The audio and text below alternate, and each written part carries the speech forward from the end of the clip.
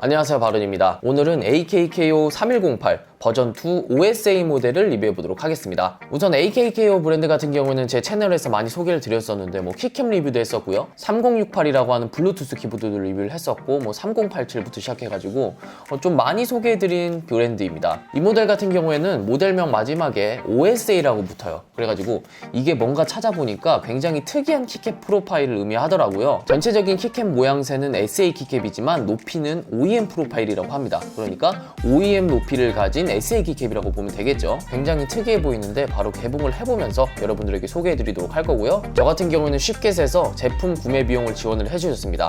직구를 하고 싶은데 너무 어렵다 생각하시는 분들은 쉽게 같은 구매 대행 어플을 사용해보시는 것도 굉장히 좋을 것이라고 생각이 들고, 바로 한번 박스를 열어보도록 하겠습니다. 자, 우선 박스 표면부터 간단하게 살펴보도록 할 텐데, 딱 보자마자 느끼는 것이 GMK의 노틸러스 키캡을 굉장히 닮았죠. 이렇게 이런 모티브를 한 키캡이 굉장히 많이 나오는데 이 모델 같은 경우는 그렇게 나온 것 같고요. 이렇게 보시면 3108 모델 이유가 이제 키가 108키라는 뜻이에요. 멀티미디어 키까지 합쳐갖고 108키라는 뜻이고, 버전 2는 왜 붙은 건지는 모르겠는데 일단 한번 열어보도록 하겠습니다. 전체적인 무게는 일단 1.2kg, 그리고 선 길이는 1.6m, 그리고 USB는 C타입이라고 되어 있고요. OSA 프로파일이라고 되어 있죠. 이것 때문에 제가 이제 선택을 한 건데, 더블샷 키캡이라고 합니다.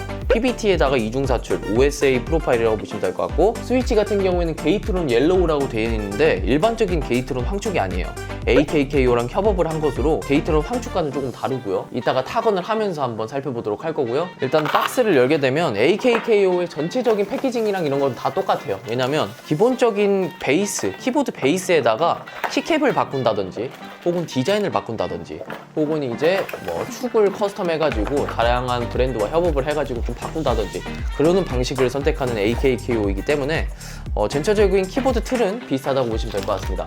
일단은 딱 열자마자 보이는 것이 포인트 키캡이 들어있네요. 이렇게 여분의 포인트 키캡, 방향키라든지 엔터키 이런 부분들이 있고요.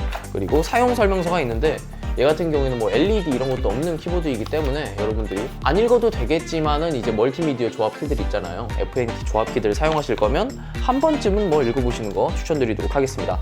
그리고 아까 말씀드린 대로 USB-C 타입에다가 케이블 타입 장착이 되어 있고, 노이즈 필터까지 장착이 되어 있고, 금도금 USB를 채택을 했네요. 이번에는 키보드 본체를 살펴보도록 하겠습니다. 우선은 키보드 루프 들어있는데 일반적인 플라스틱 루프지만은 좀 튼튼해 보입니다. 이건 장기적으로 사용 가능해 보이고요. 딱 봐도 그냥 GMK사의 노틸러스를 모티브로 한 그런 색상이라고 보시면 될 것 같아요. 이렇게 문자열 부분과 모디열 그리고 이 ESC 포인트 부분이 전부 다 색깔이 다르기 때문에 딱 봤을 때 GMK 노틸러스 키캡과 굉장히 비슷한 색별이다 라고 생각하시면 될 것 같고요. 멀티미디어 키는 이렇게 네모, 동그라미, 세모, X 이렇게 되어 있는데 이 부분은 굉장히 칭찬하고 싶네요. 다른 키보드들과 다르게 유니크한 부분인 것 같습니다. 그리고 인디케이터 부분은 이제 넘버락, 캡스락, 이제 스크롤락 이겠죠. 키캡이 일단은 일반적인 키캡이랑 다르게 좀 키캡이 높습니다. 일반 OEM 프로파일보다는 좀 높고 SA 키캡이라고 하기에는 좀 낮은 것 같아요. 그러니까 그 중간 정도의 높이를 가진 것 같고, 이 위쪽에 보시면 손에 닿는 부분은 SA 키캡이랑 똑같이 생겼어요. 좀 면적이 넓죠. 일반 OEM이라든지 체리 프로파일과 비교해서 SA 키캡과 동일한 키캡 표면을 보여주는 것 같고요. 일단 아까 말씀드린 대로 이중사출 키캡이에요. 이중사출 퀄리티를 한번 보자면 이중사출도 키캡 전체가 이중사출이 되어 있고, 이 스템 같은 경우에도 금이 같다든지 이런 부분 없이 양호해 보입니다. 일단 그리고 이 이중사출 퀄리티를 보자면 겉에서 봤을 때 굉장히 깔끔한 모습을 보여주고, 한 가지 아쉬운 점이라고 하자면은 이 이중사출이 겉을 만졌을 때 조금 오돌토돌하게 튀어나와 있다라는 느낌을 받는 키가 몇몇 있어요. 이거 같은 경우에는 이중사출의 한계다 라고 표현할 수도 있겠지만은 완전히 평평한 표면은 아니라는 점 참고하시면 될 것 같습니다. 하지만 크게 거슬리지 않고요. 스위치를 한번 살펴보자면 일단은 하우징 부분은 검정색으로 되어 있고, 스위치 하우징은 이제 투명으로 되어 있습니다. 근데 아까 제가 게이트론 옐로우 스위치라고 했잖아요. 근데 얘 같은 경우에는 AKKO랑 협업을 한 스위치여가지고 레몬 색상이라고 생각하시면 될 것 같아요. 일반적으로 쨍한 게이트론 옐로우 스위치의 색감이 아니라 레몬 색상의 스위치이다 라고 생각하시면 될 것 같고요. 스테빌 같은 경우에는 이제 체리식 스테빌을 사용을 했는데 윤활제가 살짝 묻어있는 것으로 보이네요. 키보드 하우징도 간단하게 살펴보도록 하자면, 오른쪽 하단에는 AKKO 마크가 그려져 있고요. 뒤쪽에는 이렇게 심플하게 되어 있는데 이쪽에 케이블 꽂을 수 있고, 이렇게 정리할 수 있고요. 그리고 키보드 다리는 2단으로 구성이 되어 있고요. 그리고 고무 미끄럼 방지 패드도 총 5개가 붙어 있고요. 아무래도 이전에 나왔던 AKKO 키보드와 뭐 하우징이라든지 전체적인 디자인 똑같기 때문에 이 리뷰를 보시는 분들은 이 키캡이 어떤 퀄리티를 가지고 있고 또 어떠한 소리를 들려주며 이 스위치가 어떤 느낌을 들려줄까 라는 궁금증으로 들어오신 분들이 많을 거예요. 그래서 바로 한번 타건음을 들려드리도록 하겠습니다.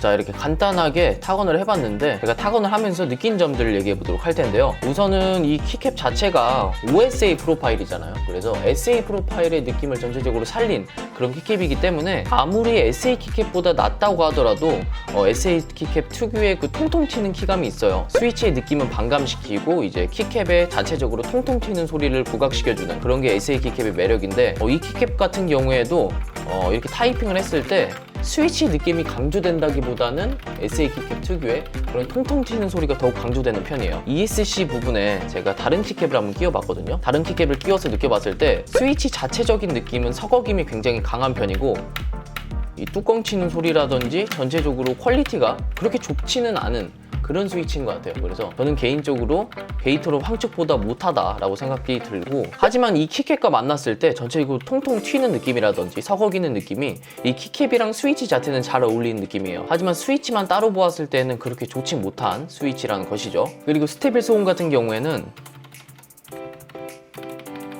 어느 정도 윤활을 해가지고 철 소리는 안 나거든요. 근데 만졌을 때 그 플라스틱 소리 있잖아요. 체리 스테빌의 플라스틱 부품 소리가 좀 나는 편이고 몇몇 부분에는 윤활이 균일하게 안 된 것으로 보입니다. 하지만 일반적인 사용자 입장에서는 이 정도만 철 소리가 안 나도 충분히 거슬리지 않게 사용할 수 있을 그런 정도인 것 같고요. 솔직히 말해서 이 제품을 구매하려면 거의 한 10만 원 정도를 써야 되거든요. 근데 뭐 스위치라든지 뭐 하우징이라든지 특별할 점이 없어요. 다만 얘 같은 경우에는 키캡이 가장 강점이 아닐까 싶어요.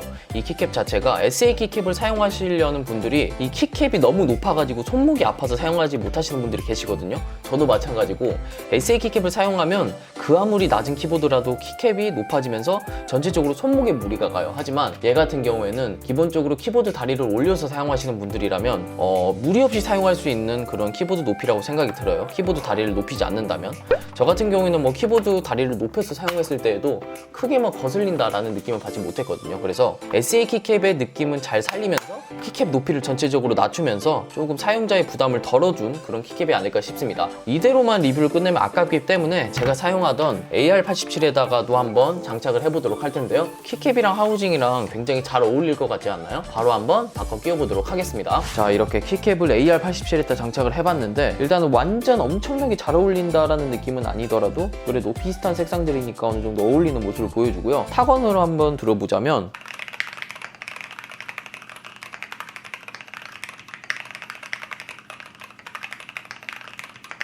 기존의 EPBT ABS 같은 경우에는 좀 ABS고 좀 가벼운 느낌이라 그런지 얘랑 비교했을 때 얘가 훨씬 더 묵직한 느낌이 나요. 얘 같은 경우에는 조약돌을 부딪혀서 좀 가벼운 소리, 유리 부딪히는 소리가 났다면 얘 같은 경우에는 훨씬 묵직한 소리를 들려주고요. 완전 다른 키보드, 다른 스위치라고 해도 믿을 정도로 소리 차이가 굉장히 심한데요. 일단은 얘가 SA 키캡보다는 조금 낮고 그래도 SA 키캡의 그런 전체적인 모습을 따라가기 때문에 전체적으로 키캡의 통통 튀는 소리가 강조된다라는 것을 알려드리고 싶고요. AR87 자체가 굉장히 높기 때문에 SA 키캡을 장착하면 거의 사용을 못할 정도로 높아지는데 얘 같은 경우에도 좀 높긴 한데 그래도 SA보다는 사용할 만한 높이다라고 말씀드리고 싶고, 좀 높은 키보드에 이 키캡을 장착하게 될 경우에는 팜레스트를 꼭 사용하시는 걸 추천드리도록 하겠습니다. 자, 오늘은 이렇게 AKKO 3108 버전 2 OSA 모델을 사용을 해보았는데요. 지금은 제가 키캡을 이렇게 적출을 했지만 이 키보드는 나중에 제가 스프레이 윤활 한번 해볼 생각인데 그 윤활의 제물이 될 키보드가 되겠습니다. 이 키보드 자체가 그래도 나쁘지 않아요. 기본적으로 들어봤을 때 무게가 좀 나가는 편이기도 하고 묵직하고 통울림도 그렇게 심한 편은 아니거든요. 본체 자체가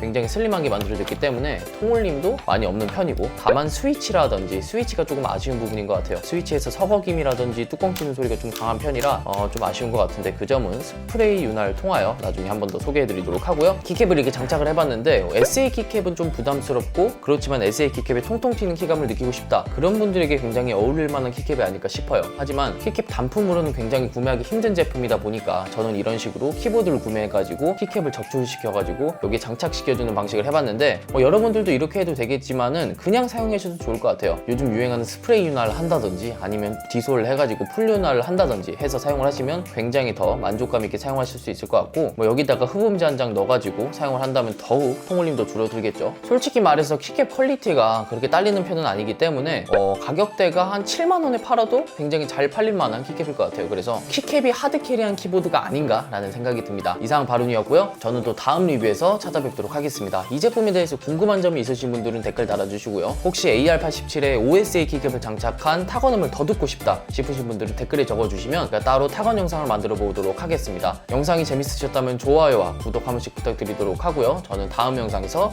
찾아뵙도록 하겠습니다. 감사합니다.